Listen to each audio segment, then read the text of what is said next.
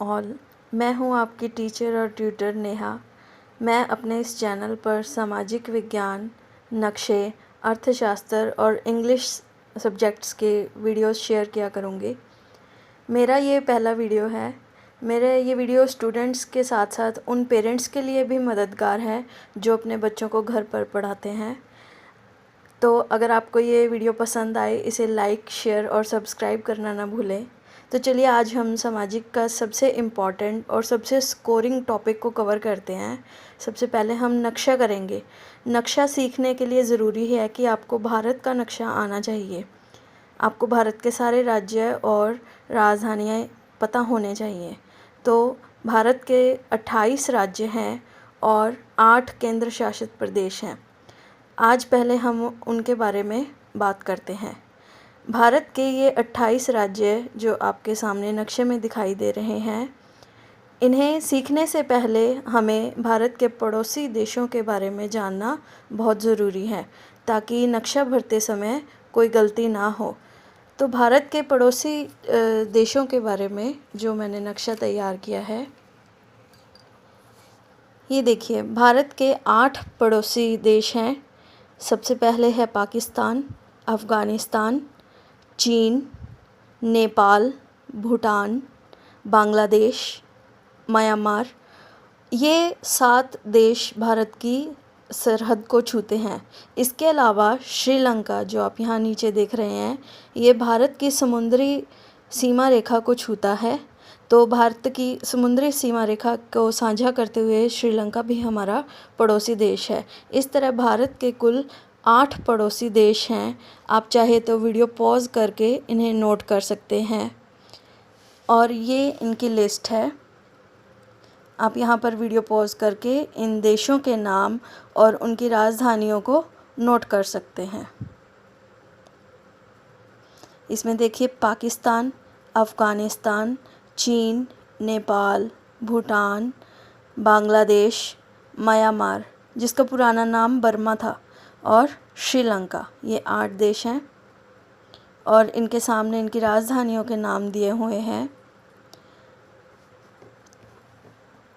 तो नक्शा सीखने के लिए ये ज़रूरी है कि उसको बार बार रिवाइज़ किया जाए, उसकी प्रैक्टिस की जाए, तभी आप नक्शे में महारत हासिल कर सकते हैं। आप जिस तरह से ये नक्शा देख रहे हैं, आप ऐसा एक खाली नक्शा लेकर उसमें भारत के ये 8 पड़ोसी देश और उनकी राजधानियों को ज़रूर नोट करें।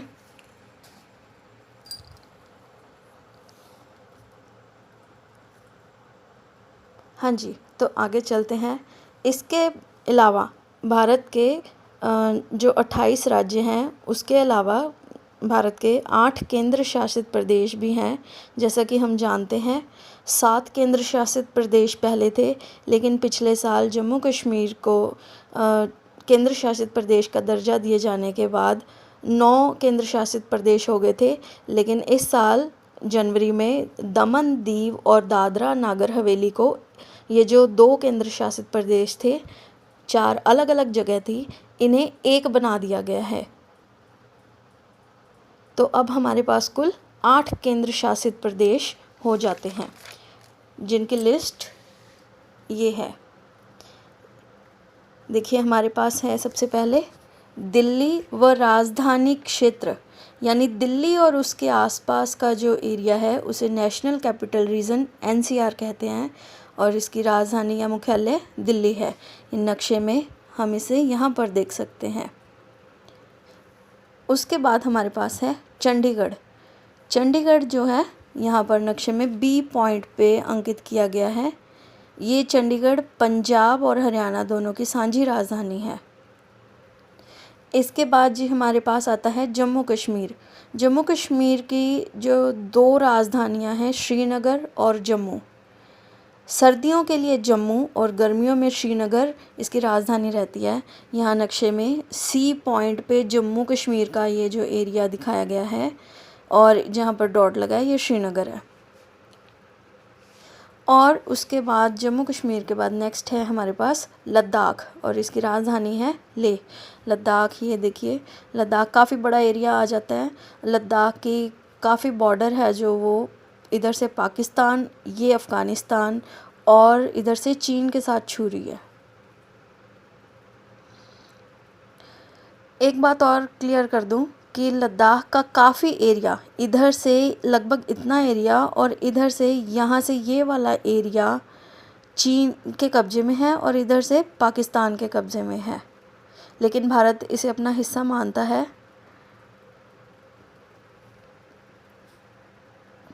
उसके बाद हमारे पास है दमन और दीव, दादरा और नागर हवेली।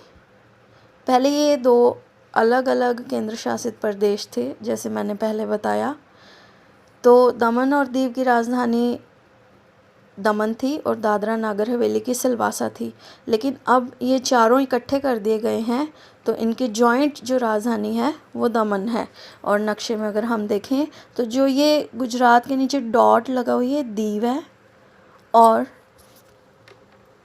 यहाँ पर नक्शे में मैं आपको क्लोज़ करके दिखाती हूँ पास में, ये देखिए, ये जहाँ पर पेन की नोक लगी है ये दमन है, और ये जो एरिया आपको दिखाई दे रहा है इसमें जो ये डॉट लगा हुआ है ये दादरा नागर हवेली है। इसे दादरा नगर हवेली भी कह देते हैं। इसके बाद हमारे पास नेक्स्ट है पुडुचेरी। इसका पुराना नाम पौंडीचेरी था, लेकिन वर्तमान नाम पुडुचेरी है। नक्शे में इसे हम देखते हैं, ये तमिलनाडु में है, 2 हिस्सों में है ये। इसे एफ पॉइंट से यहाँ पर दर्शाया गया है। उसके बाद हमारे पास आते हैं लक्षद्वीप द्वीप समूह, जिसकी राजधानी है कावारत्ती। देखिए, भारत के 2 द्वीप समूह हैं। एक अरब सागर, यानी ये जो समुद्र वाला एरिया है इसमें पड़ता है। एक ये इधर बंगाल की खाड़ी में है। जो इधर अरब सागर में यानी भारत के पश्चिमी दिशा में जो हैं, इन्हें हम लक्षद्वीप द्वीप समूह कहते हैं। ये जो आपको डॉट डॉट दिखाई दे रहे हैं, असल में ये देखिए यहाँ पर भी हैं, ये असल में धरती के टुकड़े हैं। ये काफ़ी सारे द्वीप हैं जिन्हें इकट्ठा जॉइंट एक लक्षद्वीप द्वीप समूह का नाम दिया गया है। इसे हमने जी से अंकित किया गया है। इसके बाद नेक्स्ट हमारे पास है लास्ट अंडमान निकोबार द्वीप समूह।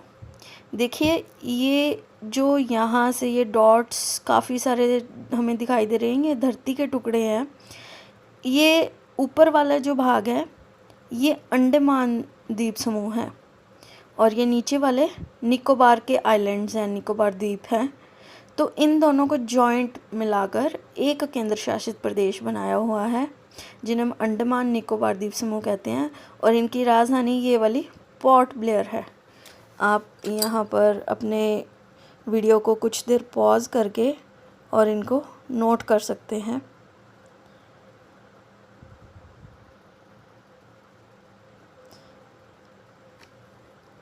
जी, तो ये देखिए, हमने, आप देख सकते हैं कि भारत की जो सरहद है इधर से पाकिस्तान से छूती है, यहाँ से कुछ सरहद अफ़गानिस्तान से छू रही है, और यहाँ से लेके जो रेड कलर में है वो यहाँ तक, क्योंकि इसके बाद नेपाल का हिस्सा आ जाता है। मैंने यहाँ पर सिर्फ उतने एरिया को कलर किया है जो भारत के साथ छू रही हैं, और इधर से यहाँ सिक्किम से चीन की बॉर्डर छू रही हैं, और इधर अरुणाचल प्रदेश से यहाँ जहाँ तक रेड कलर है यहाँ तक चीन की सीमा रेखा भारत के साथ छूती है।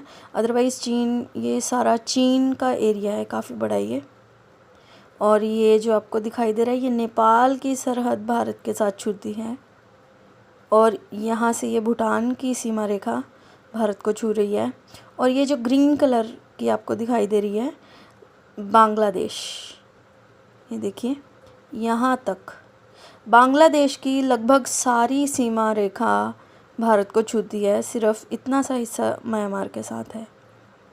आपकी जानकारी के लिए बता दूं, ये जो हमने दोनों ग्रीन कलर में किए हैं पाकिस्तान और बांग्लादेश, असल में ये दोनों भारत के ही हिस्से हुआ करते थे 1947 तक। जब 1947 में विभाजन के वक्त पाकिस्तान और बांग्लादेश भारत से अलग करके पाकिस्तान बना दिया गया था। बाद में बांग्लादेश को भारत ने आज़ाद करवाया था। और इधर से आप देख सकते हैं कि ये जो ब्राउन कलर की है ये म्यांमार के साथ भारत की सीमा रेखा साझी हो रही है यहाँ तक।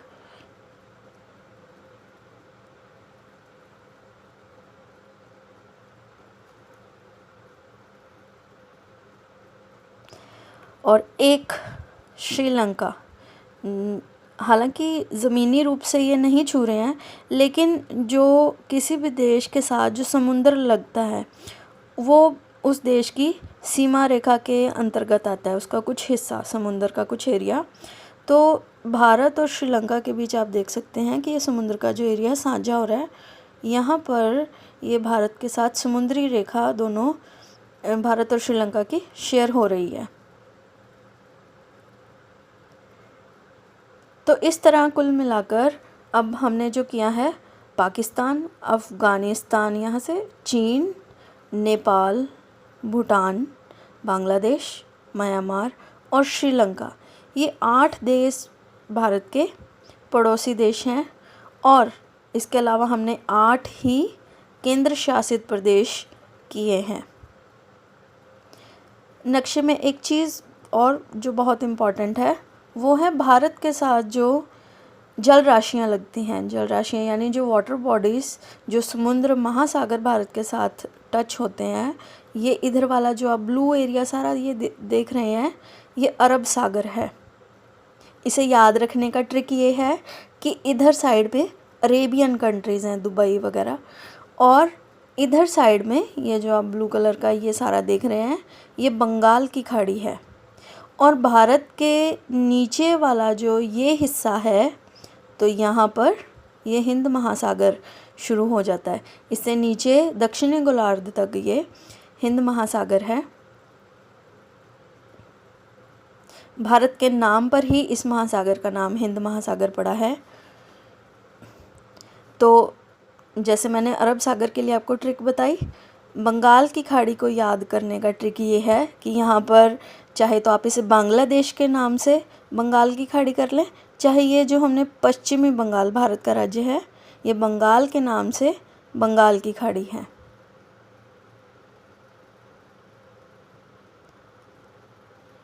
हाँ जी, तो इस नक्शे में हमने 8 पड़ोसी देश, 8 भारत के केंद्र शासित प्रदेश और 3 वाटर बॉडीज़ यानी 3 समुद्र महासागर हमने कवर कर लिए हैं। तो इसके बाद नेक्स्ट वीडियो में आपके साथ मैं भारत के राज्य 28 राज्य हैं उनके बारे में शेयर करूँगी। थैंक यू मेरी इस वीडियो को देखने के लिए। अगर आपको वीडियो पसंद आई तो इसे लाइक और सब्सक्राइब करें और अपने दोस्तों के साथ और उनके पेरेंट्स के साथ शेयर करना ना भूलें, क्योंकि ये आप स्टूडेंट्स और आपके पेरेंट्स दोनों के लिए यूज़फुल है। Thank you, thanks a lot.